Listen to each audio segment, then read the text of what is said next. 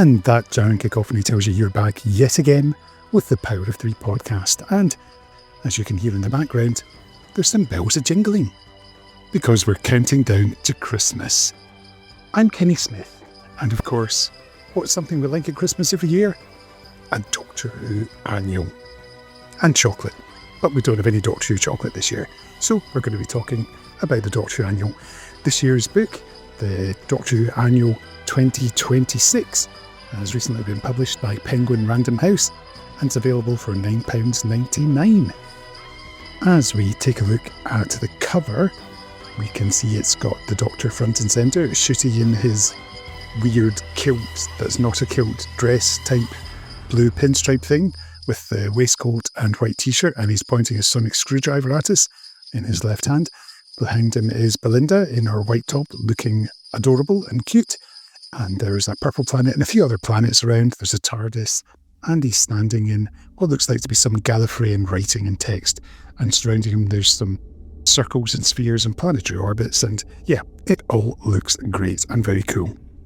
The official blurb on the Penguin Random House website tells us the second official annual of the brand new era of Doctor Who is the must-have companion book to the latest adventures of Ncuti Gatwa as the Doctor. From the latest terrifying monsters to the friends helping to save the day, this book is packed with facts, quizzes and games. So, jump on board the TARDIS and step into a whole new Whoniverse. There's slightly different text on the Waterstones website. It says, discover the latest Doctor Who annual, packed with everything you need to know about the incredible new series, with an exclusive 15th Doctor story. A must-have companion to the latest adventures of Ncuti Gatwa as the Doctor, this book is packed with facts, quizzes and games.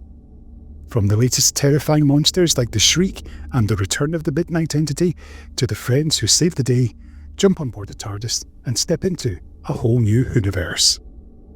But who's going to tell us about this whole new Whoniverse? There's only one man who can. It's another Scotsman. Hi, I'm Paul Lang and I have written this year's Doctor Who Official Annual 2026. Which, of course, you teased to us 12 months ago. Yeah, because I was just starting it then, and I have actually started the Doctor Who Official Annual 2027 already. Wow. I know, it's like a flash forward sort of thing. Yeah. So this time last year, how much had you written, or how much did you know in terms of your overall plans? I actually got briefed on this series in September last year. So when I spoke to you, I knew everything already up until the end of episode 6. But I didn't know anything about episodes 7 and 8 because they were keeping that top secret.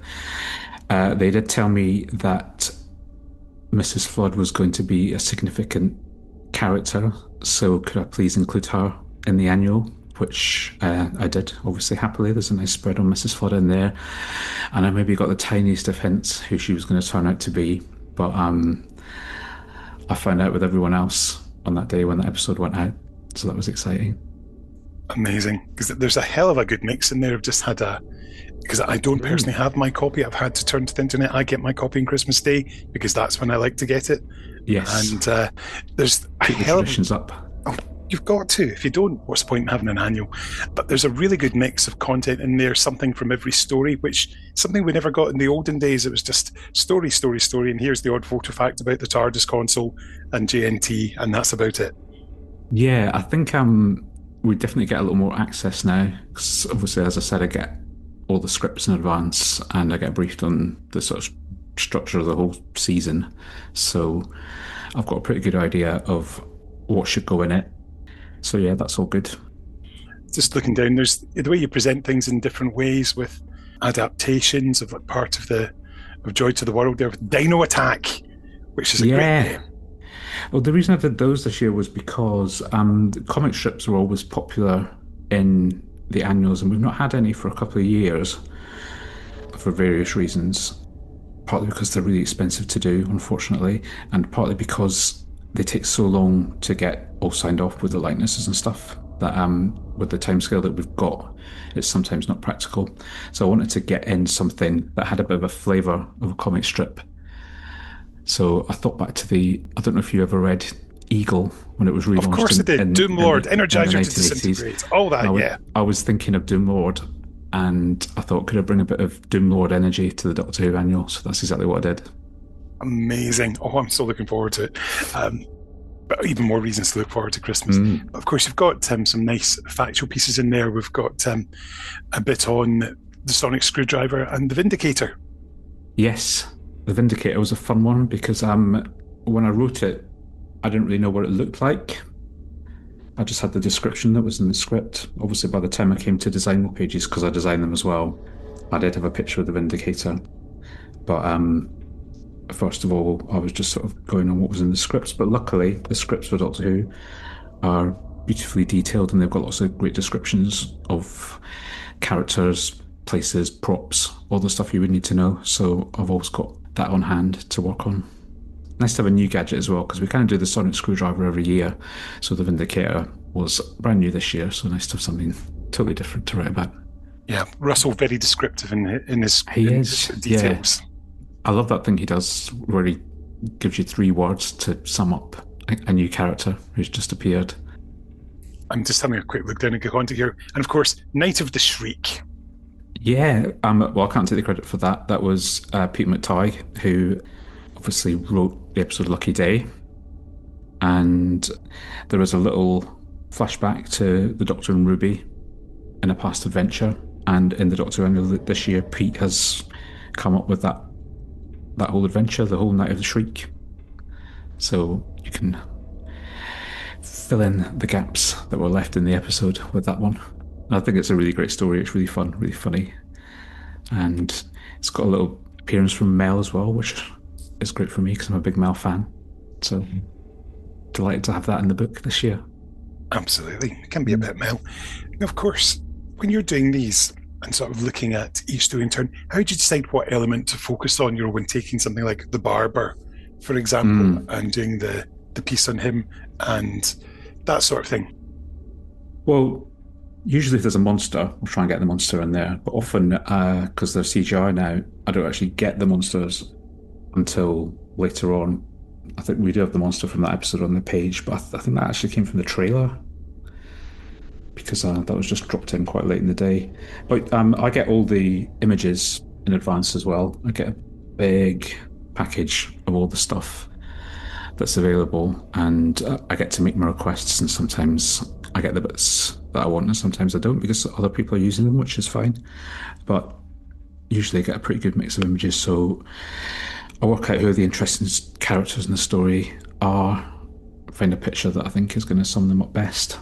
And obviously I'm working without having seen the episodes, so I have to really sort of look closely at the design details in the images to come up with a suitable style for the pages, which was fun to do for the Barber episode because there was all those wonderful colours in the episode, which are quite unusual for an episode of Doctor Who because not very sci-fi, quite vibrant. So got to bring a different feel to that page. So you just sort of look at the material there and come up with something that you think fits into that world because each episode's got its own distinct look. So you want the stuff in the book to match that. I suppose that's the thing when you're writing and designing, it's very much, it lets you sort of realise your vision as to how you want it to be, because I know from personal experience from working in newspapers and magazines, sometimes what you have in your mind, it's not always what you get. Yeah, when I was first doing the annuals, I wasn't designing them as well. And I do enjoy doing both bits better because I get exactly what I want. Although there were some lovely ones, which I didn't design myself. But it's nice to just be able to take the whole thing from start to finish. I see that you've got references in there to the Mara when you're doing the Gods of Chaos. I suppose that's the thing for us old school fans. We like to see a bit of the classic getting mixed in there so the kids learn that there was Doctor Who before 2005. And there was a little mention of the Mara as being one of the Gods of Chaos, wasn't there, in one of the episodes? So I think I probably got that from there. And then there were other gods like the threefold deity of malice and mischief and misery who got a mention. So I popped them in as well. And the big new god this year was obviously Lux. And when I got the scripts, I think that episode was called Mr. Ring-a-Ding. It wasn't called Lux then, which I just thought was the best thing ever. And I thought that was a great title. But I can see why they changed it to Lux. But I love Mr. Ring-a-Ding. I think he's very funny. And he is partly Brilliant. Scottish as well. So, Yeah. but at least So his it's voice happening is there. always fun to do. And then, of course, you even got to throw in Terror on Scarrow, which is giving us a wee bit of classic Who from the Daleks in colour. Yes. Yeah. Well, I put that in because I love the Daleks in colour. I thought it was a really fun thing that they did with that and really well done. And I knew that Susan was going to appear in the new series, so I wanted to put something in there that would let younger readers find out a bit about her. So I picked, a really heroic Susan moment from that story and turned it into a little comic strip, which was really good fun. And I think it looks as good as the 2025 ones. It looks really good. The colours just pop off the page, don't they? I have had a look in the shops, so I haven't read it, but I have had a look in the shops, and that was one of the first things that caught my eye. So, yeah, don't tell anyone, but I've sort of had my sneak peek. But proper read comes on Christmas morning. I do like to put something in there for fans of all ages as well. Because I know there'll be a lot of older fans who bought the annual for a long time that'll appreciate stuff like that. Yeah, and things like 10 Things You Never Knew About the Interstellar Song Contest ticks that box. In the way we'd get 10 facts about space in the old days and a crossword about space, and that sort of ties it in, but it's actually Doctor Who stuff, not just It is. the first man in space was, etc. And the design of that is actually based on a 1991 issue of Smash Hits magazine. Oh, winner!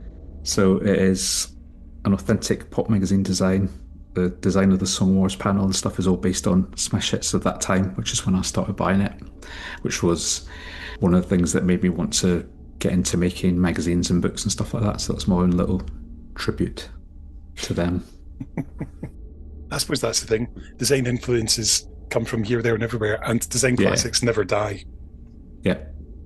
It's funny how there's never been a revival of some of the DWM pages from around 1995, but then again, some of those bleed-throughs were just a little bit too much in the background. And anyway, DWM's had some kind of wild eras for design.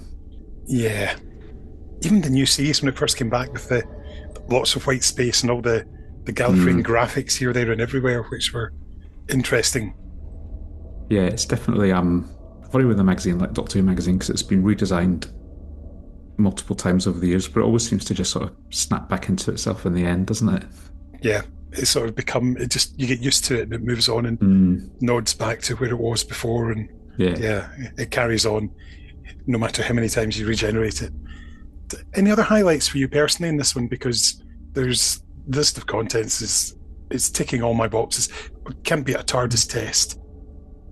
I do like the TARDIS test.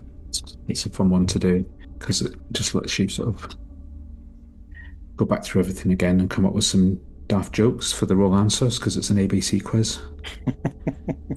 Question 19, I think, was my favourite, because I asked what feature of Cora's were particularly large according to a song, and the options were my big ears, my big feet, my big hands, and my big teeth. Yeah. And the one that was actually hardest to do was the question 5, which was the date that the Doctor and Belinda were trying to get back to, because I kept getting it wrong. And I kept getting the pages back from the BBC saying you got it wrong again. And I'm like, oh God, never managed that. All got to time with the transmission date in early June, I think, wasn't it? Not great with dates. And in the end, I just put in my own birthday as one of the dates, because I knew it definitely wasn't then. Oh, well, when people get the annual, they can try and work out which of the two dates it is. But we don't need to try and guess your mum's maiden name or anything else like that. All my banking accounts and stuff, please. Fantastic. Well, you're planning ahead for next year, so I'm hoping there might be some war between the land and the sea stuff in there. I would tell you that the annual is very unit heavy. Ooh. There's a lot of unit in there. It's also got stuff from the 2 episodes that we couldn't cover this year, the season finale. And there might even be some treats from previous annuals with a twist. The mind boggles. So I'll leave you to ponder what that might be. I'm going to have to go and dig out my massive pile of annuals and have a look and now work out what it could be, and answers in a postcard to the usual address. Yes. Fantastic. Paul, if you guess, you win a Doctor Who annual. Ooh, for 2028. Yeah, Because obviously you can't reveal what it is until next year. So exactly. fantastic. Thank you so much again, Paul. Really appreciate No it. problem. Great to speak to you. If you've enjoyed today's podcast, remember you can leave a review for us wherever you get your pods from. Always appreciated, good for the optics. And if you like, you can follow us on social media at Power of 3 Pod on Twitter. And Blue Sky is finished scene, and there's a Facebook page too. So there we go. We're at the end of another episode, which means we need to find some music to play out with. And you know that if you were to buy this annual, if nobody's got it for you, you could say it was a cheeky Christmas present. So why don't we go with the Cheeky Girls and A Cheeky Christmas? Yeah, we know they're dreadful. That's why we're playing them, because nobody else will. Until next time, I've been Kenny Smith. Bye.